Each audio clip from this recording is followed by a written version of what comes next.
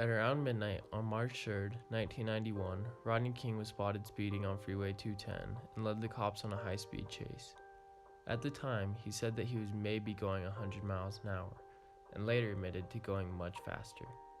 Official reports say that it was near 115 to 120 miles an hour during the chase.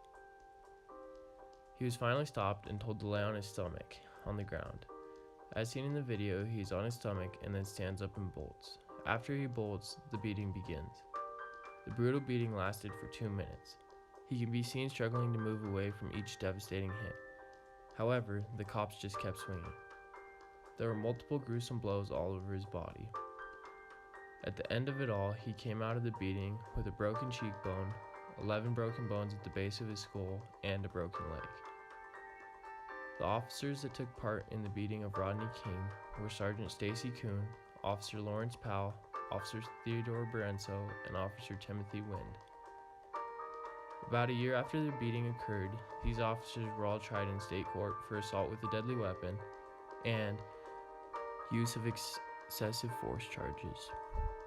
They all, however, were acquitted of the charges in state court. It's hard to be surprised when you felt that way the whole way. You're just hoping for the right decision. And because, I know I'm innocent, and that was the verdict. This verdict most literally erupted the city of Los Angeles. Many people in Los Angeles, mainly being black, were infuriated that the police officers that had done this racial and civil injustice were being acquitted of all charges.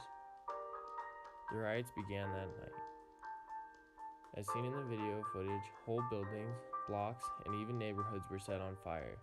The police did the best they could to control the chaos, but by the end of the night, nearly the whole city was in complete chaos. Many people that were not initially involved in wanting to riot joined in when the opportunity presented itself.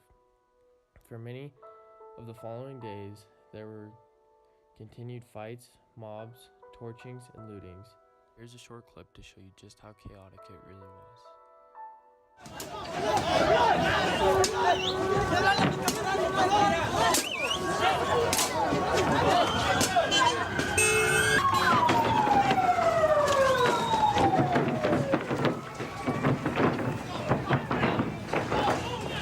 The Rodney King riots of 1992 lasted for a span of 5 days, leaving more than 50 people dead and more than 2,000 people injured.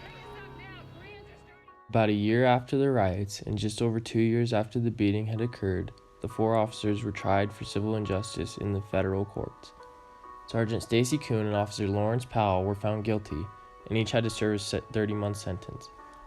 The people of LA, as well as Rodney King, were finally able to be at peace with what had happened that night, on March 3rd, 1991.